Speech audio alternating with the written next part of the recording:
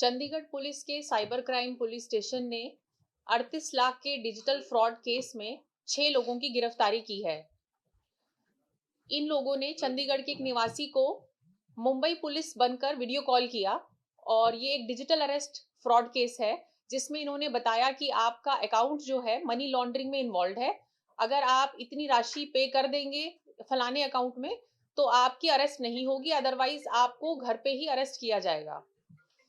एक दिन करीब ये कार्रवाई चली और जो हमारे विक्टिम हैं उन्होंने 38 लाख रुपए एक अकाउंट में आरटीजीएस कर दिए। उसके बाद उनको रियलाइज हुआ कि उनके साथ फ्रॉड हुआ है, उनको उन्होंने सीबीआई बन के भी कॉल किया। फिर उन्होंने हमें कंप्लेंट दी और उनका हमने अमाउंट होल्ड कराया। इसमें अच्छी बात यह है कि उनका पूरा 38 लाख रुपए अमाउंट होल्ड हो गया और उसके बाद हमने जब तफ्तीश शुरू करी एफआईआर रजिस्टर करके, तो उसमें कुछ अकाउंट ऐसे निकले जिसमें उस सस्पिशियस अकाउंट से फर्दर विड्रॉल्स हुए और कोइंसिडेंटली वो एक अकाउंट चंडीगढ़ का ही मिला।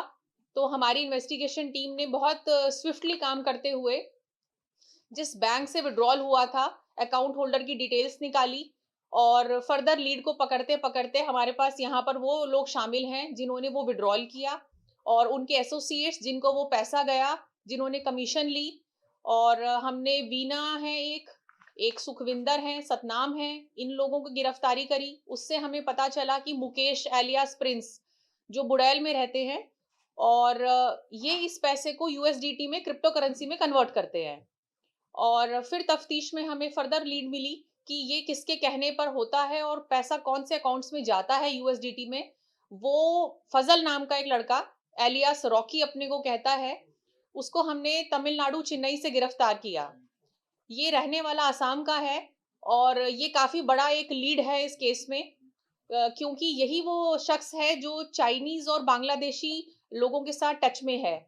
इसको जो डायरेक्शंस मिल रही हैं वो कुछ चाइनीज नेटवर्क से अभी तक लिंक आ रहे हैं। हमारे पास 2 लोगों के नाम हैं और ये वहाँ पर एक वेटर का काम करता है। इसको वहाँ एक बांग्लादेशी व्यक्ति टच में आया, उसने इसको इस काम के बारे में बताया और शायद आप लोगों ने सुना होगा, एक केजीएफ मूवी आई थी जिसमें रॉकी नाम का एक हीरो था।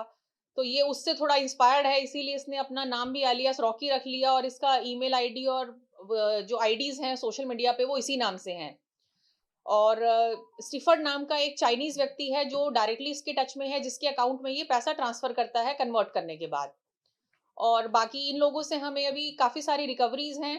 4.5 लाख रुपए कैश मिला है, इन्होंने कुछ गोल्ड खरीदा, सिल्वर ऑर्नामेंट्स हैं, लैपटॉप्स मिले जिसमें हमारे पास काफी डेटा है जिसे हम एनालाइज कर रहे हैं, मोबाइल फोन्स हैं, बहुत सारी ATM cards, passbooks, cheques books, ये सब हमें मिली हैं।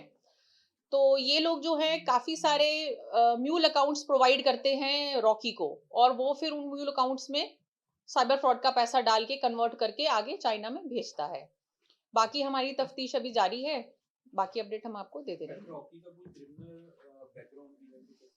नहीं, इसका कोई क्रिमिनल बैकग्राउंड अभी तक निकल के आया नहीं है। 2 साल पहले ही आसाम से चेन्नई आया काम के लिए और फिर इसमें लग गया। मैम इसमें जितने भी जो लोग गिरफ्तार किए हैं इनका कोई क्रिमिनल बैकग्राउंड, इनका प्रोफाइल क्या है अभी तक जुडिशियल इन्वेस्टिगेशन में? इनमें से किसी का कोई क्रिमिनल बैकग्राउंड नहीं अभी तक सामने आया है।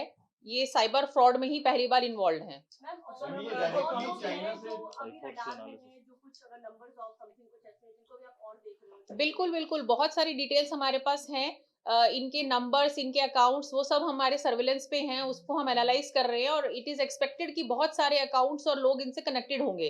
क्योंकि जो हमारे पास अभी तक रिकॉर्ड है वो ऐसा कुछ है कि 1-2 महीने में इन्होंने 40-50 म्यूल अकाउंट जो है वो फर्दर प्रोवाइड करे हैं। मैम ਜਿਹੜੇ ਅਕਾਊਂਟ ਤੁਸੀਂ ਕਹਿ ਰਹੇ ਹੋ 40 ਲੱਖ ਰੁਪਏ ਗਏ ਉੱਤੇ ਫੀਸ ਕਰਾਏ ਤੇ ਗਿਆ ਉਸ ਅਕਾਊਂਟ ਤੇ ਹੀ ਵੈਰੀਫਾਈ ਕੀਤਾ ਜਾ ਰਿਹਾ ਹੈ ਤੇ ਉਸ ਤੋਂ ਇਲਾਵਾ ਉੱਥੋਂ ਕਿੱਥੇ ਕਿਤੇ ਪੈਸੇ ਜਾਣੇ ਸੀ ਜਾਂ ਪਹਿਲਾਂ ਗਏ ਨੇ ਉਸ ਨੂੰ ਵੀ ਜਿਹੜਾ ਆਇਡੈਂਟੀਫਾਈ जिस अकाउंट में पैसा होल्ड हुआ, जिसमें ट्रांसफर हुआ, उस अकाउंट को हमने एनालाइज करा तो उससे पता चला उस अकाउंट से फर्दर 4.5 लाख रुपए विड्रॉ हुए हैं।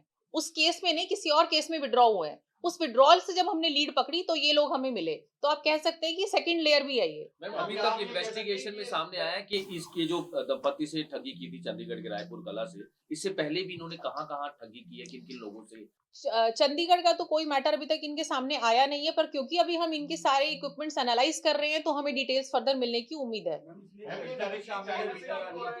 ये डायरेक्टली चाइना से लिंक हो रहा है क्योंकि जो इसका मतलब ये है कि चाइना में बैठकर एक तरह से ये सारा कारोबार कह सकते हैं। मैम जो आप कह रहे हैं कि चाइना पैसा कन्वर्ट गया है वो चाइना क्रिप्टो करेंसी के थ्रू गया है या डायरेक्ट क्रिप्टो में गया है। मैम पहली बार ऐसा हुआ है कि चंडीगढ़ लोकल यानी कि गिरफ्तारी इसमें देखने को मिली है और ये पंजाब जो और रहने वाले हैं इनमें से एक लेडी जो है वो सिर्फ चंडीगढ़ नहीं, लेडी भी फजिल्का की है। सिर्फ एक व्यक्ति चंडीगढ़ का रहने वाला है, बाकी फजिल्का और फिरोजपुर से हैं इनके और आपस में ये आसाम से हैं। आपस में इनके हैं आपस में तालमेल? इनका तालमेल है, ये सारे एसोसिएट्स हैं। ओके। कैसे जानते हैं वैसे लोग एक दूसरे को? ये तो इनकी अपनी कोई पर्सनल नॉलेज है, मतलब कोई जान के पहचान गाँव है, के। क्योंकि फजिल्का के ही हैं 3 लोग तो। मैम ये अपने आप में ये पहला ऐसा लिंक आपके नजर में आया कि जो चाइना से इसके तार जुड़ रहे हैं, या आपकी पहले भी ऐसा हुआ कि हाँ पीछे भी रहा है, सिम बॉक्सेस वाले केस में भी हमारा रहा है, उससे पहले भी रहा है, मोबाइल ऐप वाले केस में भी रहा है, पर डिजिटल अरेस्ट फ्रॉड का ये पहला केस है जिसमें डायरेक्टली चाइना से लिंक है, एक बंदा है जिसके अकाउंट में पैसा जा रहा है। तो मैम वो चाइना में ही बैठा हुआ है या फिर वो यहाँ मौजूद है? चाइना में। मैम जो एक बंदा मुकेश जो चंडीगढ़ का है, उसके यहाँ पे और भी उसके लिंक्स हैं, अगर किसी उसके थ्रू से पता चला जाए कि उनका बिल्कुल वहाँ पे वही इन्वेस्टिगेशन चल रहा है। यस, उन्होंने भी बना हम इनमें से तो आपका जो हम चेन्नई से लेकर आए हैं रॉकी फजल, वो मास्टरमाइंड है और पीछे वो फिर आगे चाइना से गवर्न हो रहा है। मैम कितना अभी तक क्रिप्टो करेंसी के थ्रू कितना पैसा चाइना गया है? वो अभी असरटेन कर रहे हैं। मैम डिजिटल अरेस्ट के मामले पहले भी जैसे आप लगातार लोगों को भी अवेयर करते हैं, हालांकि ये किस तरह से आप लोगों को अवेयर कर रहे हैं और भी कुछ अवेयरनेस, क्योंकि लगातार इस तरह के मामले सामने आ रहे हैं डिजिटल हाँ अरेस्ट जी, के। अभी हमने डोर टू डोर कैंपेन भी एक शुरू करा हुआ है जिसमें हमारा स्टाफ जाकर घर घर, स्पेशली बुजुर्ग लोगों को जो अकेले रह रहे हैं उनको समझा के आता है कि इस तरह से पुलिस कभी कॉल नहीं करती, आपको वीडियो कॉल नहीं करती, आपको फोन पे अरेस्ट नहीं करती, आपसे कभी फोन पे पैसे नहीं मांगती। तो ये डोर टू डोर हम कैंपेन चला रहे हैं, एक पैम्फलेट भी लोगों को दे रहे हैं, other than social media and all जो हम कर रहे हैं। दूसरा, हम लोगों को ये बता रहे हैं कि आपका सिम कार्ड जो है आपके नाम से कोई और भी यूज कर रहा हो सकता है, कई बार हमें पता नहीं होता।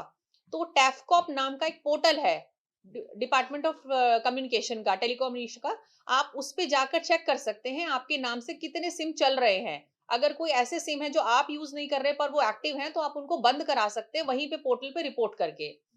और इसी तरह आपके म्यूल अकाउंट्स का भी बहुत इशू है कि लोग अपना अकाउंट रेंट कर देते हैं, कई बार जानने वाले को, किसी जरूरतमंद को विश्वास में आके, पर वो मिसयूज हो रहा है as a mule account fraud money के मैम लिए। इसके अलावा एपीके फाइल को लेकर भी बहुत ज्यादा बिल्कुल। फ्रॉड्स आ रहे हैं, उसको लेकर पुलिस का उन्होंने क्या बताया था? इन्होंने वीडियो कॉल उनको की थी? इन्होंने पहले इनको नॉर्मल कॉल करी थी, उसके बाद इन्होंने मुंबई पुलिस बन के वीडियो कॉल करी और बताया कि आपका जो अकाउंट है वो मनी लॉन्ड्रिंग में इन्वॉल्व है, तो आप अगर इतना पेमेंट करेंगे तो आप बच जाएंगे, अदरवाइज आप अरेस्ट हो जाएंगे। तो हम आपकी फैसिलिटी कर दे रहे हैं आपको कि आपको हम ऑनलाइन ही अरेस्ट कर रहे हैं, आप पेमेंट कर दें इस अकाउंट में। फिर इन्होंने सीबीआई डायरेक्टर बन के भी कॉल किया उनको सेम इशू को लेकर।